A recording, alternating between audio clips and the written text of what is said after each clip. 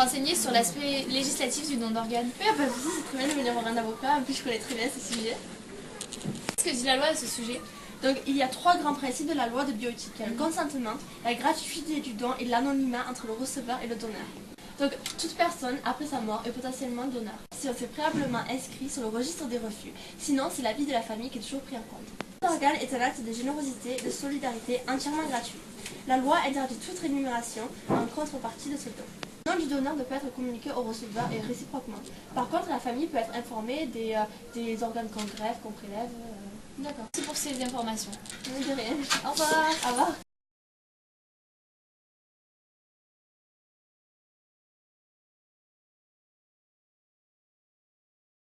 Je suis suivi par Montpellier, puisque il y a, dans la région, c'est Montpellier qui greffe. Hein. Nîmes ne greffe pas. Hein.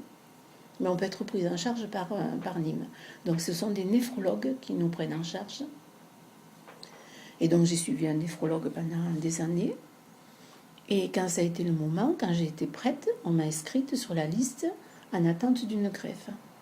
D'accord. Voilà, il y a une liste au niveau national qui est gérée par l'agence de biomédecine. Il faut prévoir de revenir dans les 24 heures qui suivent.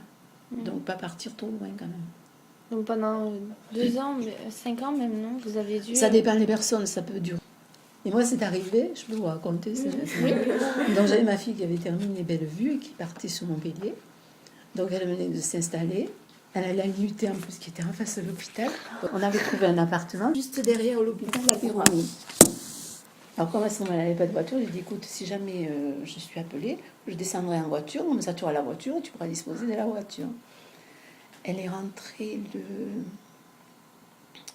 le 2 septembre et 3 jours après on m'a appelée. C'est impressionnant quand même quand on vous appelle comme ça. Hein, surtout si ça fait ça longtemps y est, que vous attendez. Tour, ouais. Surtout qu'en plus, on ne sait pas si ça va être nous qui allons être choisis. Parce que quand on arrive, on est en principe appelé 2 ou 3 des fois. On nous fait faire ce qu'on appelle le cross-match.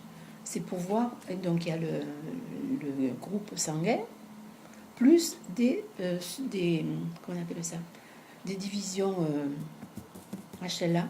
Ah oui, les marqueurs du foie. Marqueurs, voilà, ce sont des marqueurs. Et plus on a de compatibilité avec le donneur, plus on a de chances que la greffe réussisse. Donc, on nous fait ce test. Mais, donc, sur les 2 ou 3, on n'en garde qu'un seul. On m'a appelé une fois et ça a été la mort. J'ai eu cette chance, c'est vraiment une autre vie qui commence.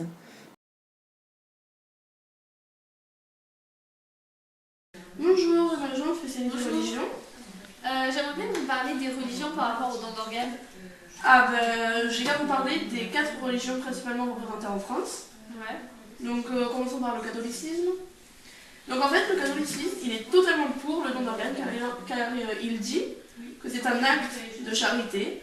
Donc si vous voulez j'ai une citation qui va dans ce sens. Donc l'église catholique voit dans le don de tissus ou d'organes, dans la mesure où il est décidé librement en esprit de solidarité avec ceux qui souffrent, une des formes les plus éloquentes de la fraternité humaine.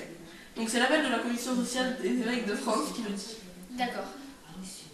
Du côté de la religion musulmane, ils sont d'abord pour si une personne possède un organe en double, et donc par exemple les reins, qu'il peut donner à une personne de sa famille s'il risque de mourir, s'il n'a pas une greffe tout de suite. Mais par contre ils sont contre, parce qu'ils interdisent de donner les organes après la mort.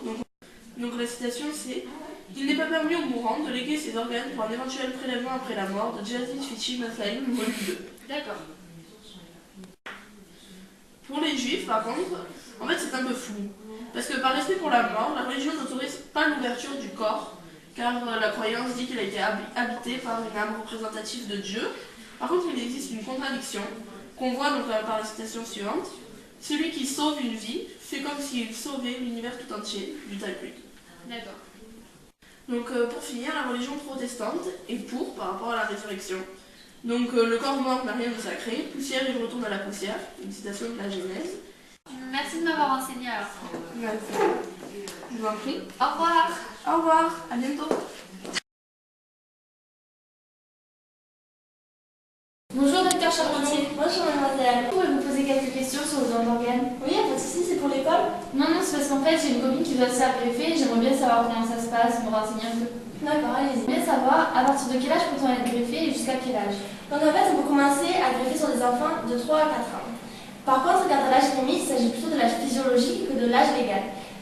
Si on prélève par exemple un rein, on va s'arrêter à l'âge de 73 ou 14 ans. Par contre, pour le cœur, on ne va pas prélever à plus de 65 ans.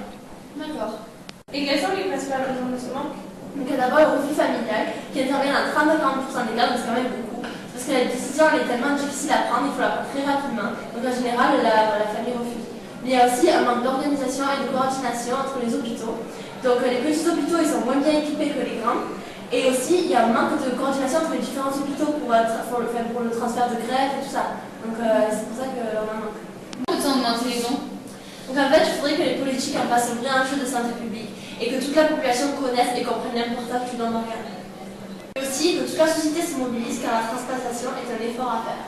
Il faut également une amélioration des circuits médicaux et pour ça, les coordinations médicales doivent augmenter dans notre pays. Finalement, il faut que les médias expliquent qu'il faut démystifier le don et en cas de mort cérébrale, le corps est maintenu chaud par des respirateurs mais la personne est morte. Et on ne tue pas en prélevant des organes parce que la personne elle est déjà morte. Donc le prélèvement ne tue pas. Donc en gros, ce qu'on peut dire, c'est que le nombre de receveurs est plus important que le nombre de donneurs. Oui, et c'est en partie à cause du vieillissement de la population. J'ai bien répondu à vos questions? Oui, merci. Et je vous rappelle que c'est très important de parler avec la famille car ça permet de sauver des vies.